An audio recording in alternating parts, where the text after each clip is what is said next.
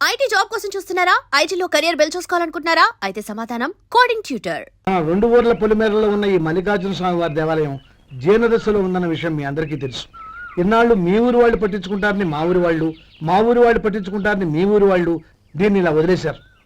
ఈ గుడి మీ ఊరికి ఎంత ముఖ్యమో మా ఊరికి అంతే ముఖ్యం. కాబట్టి మన ఇరు గ్రామ ప్రజలు కలిసి దాన్ని బాగు చేయించి కుంభాభిషేకం చేయించాలనే సదుద్దేశంతో ఒక కమిటీని ఏర్పాటు చేశాం. ఈ కమిటీలో 2 గ్రామాలకు సంబంధించిన ప్రముఖులు ఉన్నారు. కమిటీ ప్రెసిడెంట్ గా ఎవరిని ఎన్నుకోవాలనే విషయంలో శ్రీ గోపాలరావు గారి పేరు, శ్రీ లక్ష్మీపతి గారి పేరు పరిశీలనలోకి వచ్చాయి. అందువలన మేమందరం బాగా ఆలోచించి తర్జన భర్జనలు చేసిన మీదట శ్రీ గోపాలరావు గారే అన్ని విధాలా ప్రెసిడెంట్ పదవికి అర్హులని ఈ కమిటీ నిర్ణయించడం జరిగింది. అంచేత ఈ ఉభయ గ్రామ ప్రజలు శ్రీ గోపాలరావు గారికి ఉదారంగా విరాళాలు అందజేసి ఈ శుభకార్యాన్ని జయప్రదం చేయవలసిందిగా కోరుతున్నాం.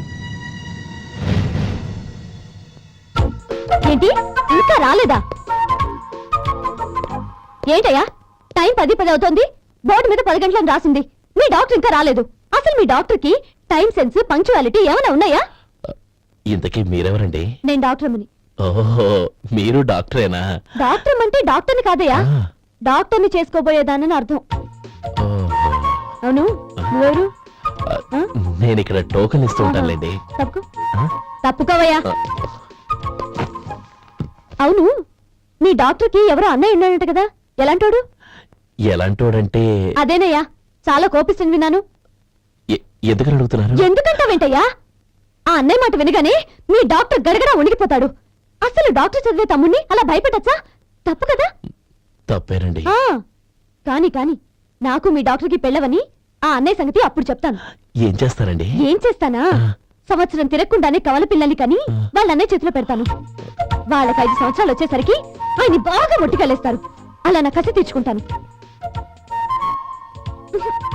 మీ డాక్టర్ ఎప్పుడు వస్తాడో ఏంటో. అది సర్లే కానీ నువ్వు పని చేయి. మీ డాక్టర్ రాగానే నేను వచ్చి వెళ్ళానని చెప్పు. నేను అంటే ఓ, నా పేరు చెప్పలేదు కదా, నందిని. ఏం చెప్తావు? అదేనండి, నందిని గారు వచ్చి వెళ్ళారు అని చెప్తాను. గుడ్, పైకిస్తావు.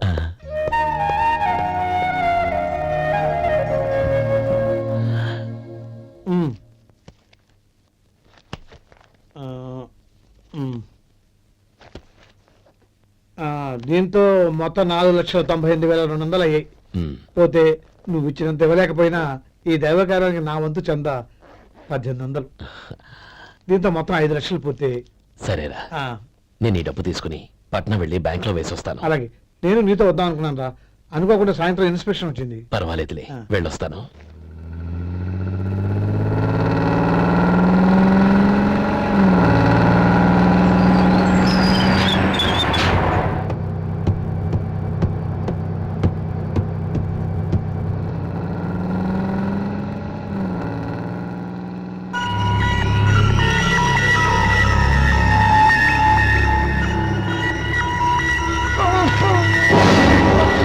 అయ్యో, మూర్చా మూర్చా, బసాపండి బసాపండి.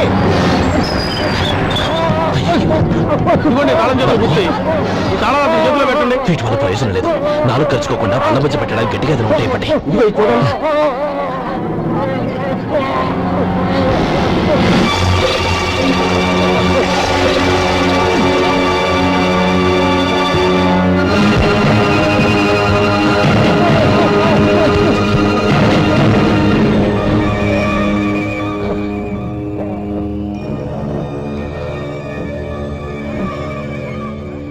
మీరు వెళ్ళి మీ సీట్లో కూర్చోండి, కొంచెం గాలాన్ని ఇవ్వండి.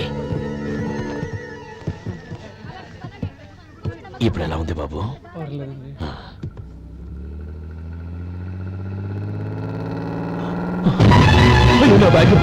నా బ్యాగ్ ఎవరైనా చూసారా? అందులో 5 లక్షలు ఉన్నాయి. నా బ్యాగ్ వెంటనే బస్తాపండి, ఎవరిని కింద దిగవద్దు, అందరినీ చెక్ చేయండి. నా అంచనా తప్పు కాలేదు. వాడి మంచితనమే వాడిని దెబ్బకొట్టింది. మన వాళ్ళని పంపించి గుడి తాలూకు డబ్బు కొట్టేశాడని పోలీస్ కంప్లైంట్ ఇవ్వండి. ఇప్పుడు ఆ స్టేషన్ వైఎస్ఐ వాడి తమ్ముడే. వాడే వెళ్ళి వాడి అన్నయ్యని అరెస్ట్ చేసి వీధుల్లో నడిపించుకు తీసుకురావాలి. అది నేను కళ్ళారా చూడాలి, మనసారా సంతోషించాలి. అయ్యా గోపాలం గారు, గోపాలం గారు, మీరు దేవస్థానం సొమ్ము దొంగిలించారని ఎవరో పోలీస్ కంప్లైంట్ ఇచ్చారంట. మిమ్మల్ని అరెస్ట్ చేయడానికి మీ తమ్ముడు గారు వస్తున్నారు.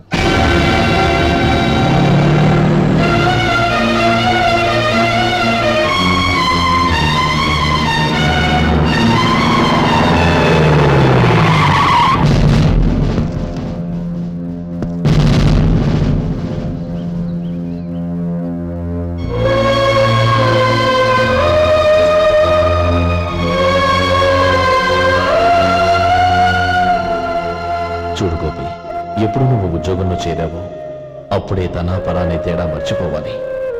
నేరం చేసిన వాడు నీ తమ్ముడైనా అన్నైనా సరే శిక్షించాల్సిన బాధ్యత నీది. అదే నువ్వు నీ ఉద్యోగానికి ఇచ్చే గౌరవం.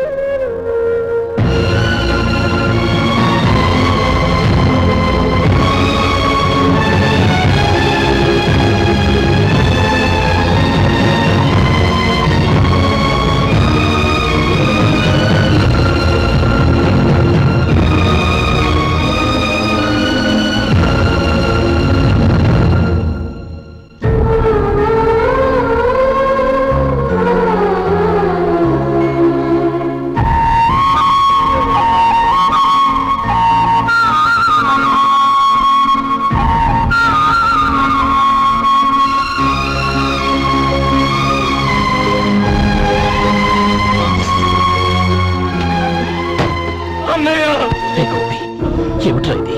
నన్ను క్షమించన్నయ్య. నేను కోరి ఉద్యోగుల చేతులు మాట్లాడుతున్నా, కానీ ఇలాంటి పరిస్థితి ఎదురవుతుంది అనుకోలేదు. నా ఒంట్లో ప్రతి రక్త పట్టు నీ భిక్షానన్నయ్య. నిన్ను అవమానపరిచి ఉద్యోగం నిలబెట్టుకునే బదులు నా ప్రాణాలను వదులుకుంటారు, కానీ ఈ పని మాత్రం చేయలేనన్నయ్య.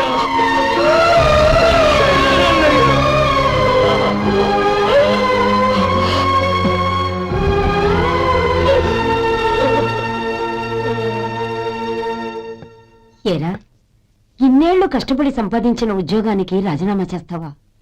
కనీసం నీ పెళ్ళాం ఏమనుకుంటుందోనని ఆలోచించావా? ఇందులో అనుకోవడానికి ఏముంది మామగారు? ఎండనక వాననక కష్టపడి ఓ తండ్రి కంటే ఎక్కువగా ఈయన్ని పెంచి పెద్ద చేశారు బావగారు. అలాంటి దేవుణ్ణి అరెస్ట్ చేసే ఆ ఉద్యోగం ఈయనకు అవసరం లేదు. బాగుంది. అన్నకు తగ్గ తమ్ముడు, తమ్ముడికి తగ్గ పెళ్ళాం. సరే, మీ ఇష్టం. నానమ్మ, అన్నయ్యడి. నమస్కారం అండి. ఓ నువ్వా? రా కూర్చో. పర్వాలేదండి. ఏంటి ఇలా వచ్చావు? ఆ రోజు నా కంపెనీని మూసేయమన్నారు. ఇప్పుడు నేను మూసేయడానికి సిద్ధంగా ఉన్నాను. దానికి ప్రతిఫలంగా నాకు 5 లక్షలు కావాలి. అలాగే, నీకు కావలసిన 5 లక్షలు నేను ఇస్తాను.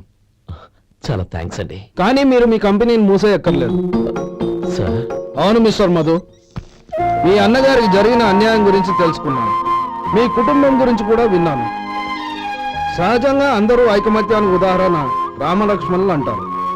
కానీ ఆ రామలక్ష్మణులు ఎలా ఉంటారనేది పుస్తకాల్లో చదవడం తప్ప ఎవ్వరూ చూడలేదు. మీ అన్నదమ్ములను చూస్తే ఆ రామలక్ష్మణులు ఇలాగే ఉండేవారేమో అనిపిస్తుంది. అలాంటి కుటుంబానికి ఇలాంటి ఇబ్బంది రావడం నిజంగా దురదృష్టం.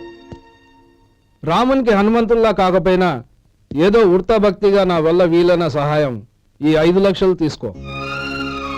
మీ కంపెనీ పేరు మీదే అన్ని సరుకులు తయారు చేయండి. నేను వాటిని ప్రపంచమంతా మార్కెటింగ్ చేస్తాను. సార్, మీ రుణం ఉంచుకోను. తొందరలోనే తీర్చేస్తాను. స్నేహితుల మధ్య రుణాలేంటి మధు? We are friends.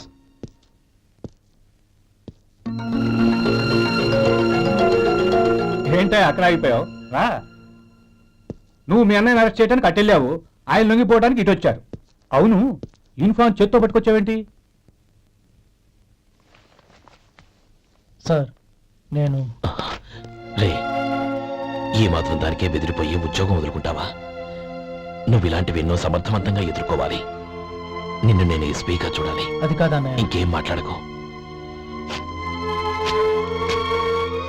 ఇన్స్పెక్టర్ గారు, నన్ను లాకప్లో పెట్టండి. ఆగండి సార్, ఆ డబ్బు ఎక్కడికి పోలేదు. నేనే తీసి జాగ్రత్త చేశాను.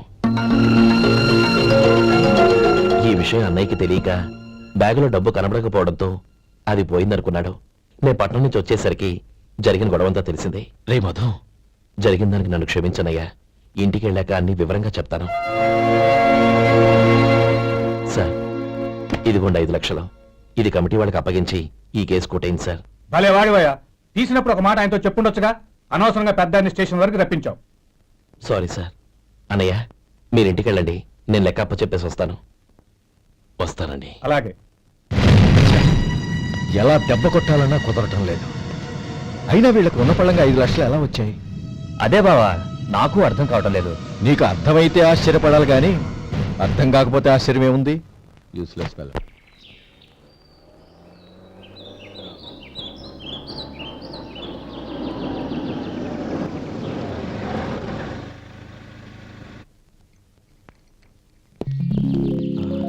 నువ్వు ఎక్కడే ఉండు, అన్నయ్య మూడు ఎలా ఉందో చూసి నేను లోపలికి తీసుకెళ్తాను. ఓకే? అలాగే.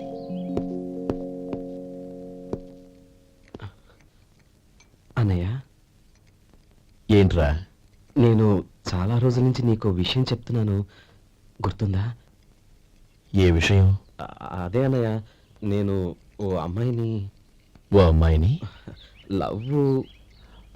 ఓహో, లవ్ చేస్తున్నావా? ఆ విషయం నువ్వు నాకెప్పుడు చెప్పావురా? ఊళ్ళో అందరూ అనుకుంటుంటే నేను విన్నాను. సారీ అన్నయ్య, నీకు చాన్నాళ్ళుగా చెప్పాలనుకుంటున్నాను కదా, అందువల్ల చెప్పేశానేమో అనుకున్నాను. ఓహో, ఆ అమ్మాయి వచ్చిందన్నయ్య, బయట నిలబడి ఉంది.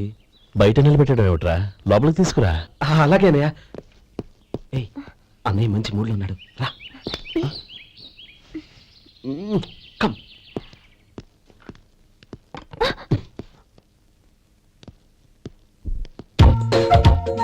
ఎందుకంటావేంటయ్యా?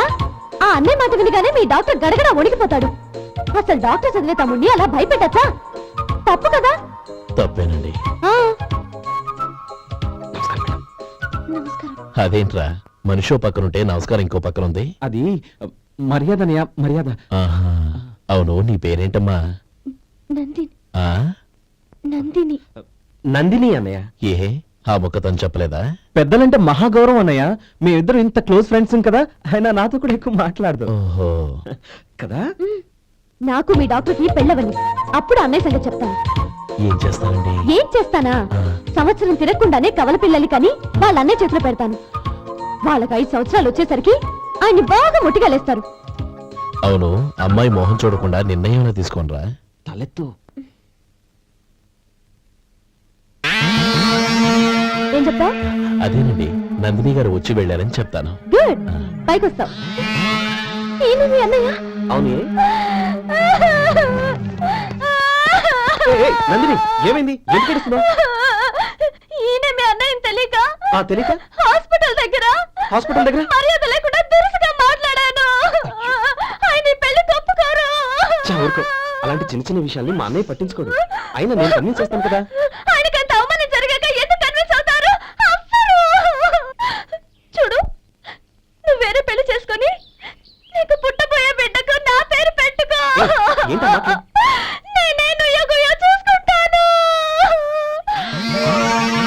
అదిగో ఆ చూపు చూడు, ఆ చూపు ఒకలా ఉంది. ఖచ్చితంగా ఆయన పెళ్లి ఒప్పుకో. రేయ్ శేఖర్, ఆ అమ్మాయి చెప్పింది నిజమే. తనని ఎప్పుడైతే హాస్పిటల్ దగ్గర చూశానో అప్పుడే నేను నిర్ణయానికి వచ్చేసాను. విన్నావా? నేను చెప్పానుగా, ఆయన ఆల్రెడీ ఓ నిర్ణయానికి వచ్చేసారట. ఇక నేను వెళ్తాను. అలాగే వెళ్ళి ఈసారి వచ్చేటప్పుడు మీ అమ్మా నాన్నల్ని తీసుకురా. ముహూర్తాలు ఎప్పుడు పెట్టుకోవాలో నిర్ణయించుకుంటాం. అర్థం కాలేదా? నువ్వే మా వాడికి సరైన చోటి. అదే నేను తీసుకున్న నిర్ణయం. బావగారు, నన్ను ఆశీర్వదించండి. లేమా, శీఘ్రమే కళ్యాణ ప్రాప్తి రస్తు.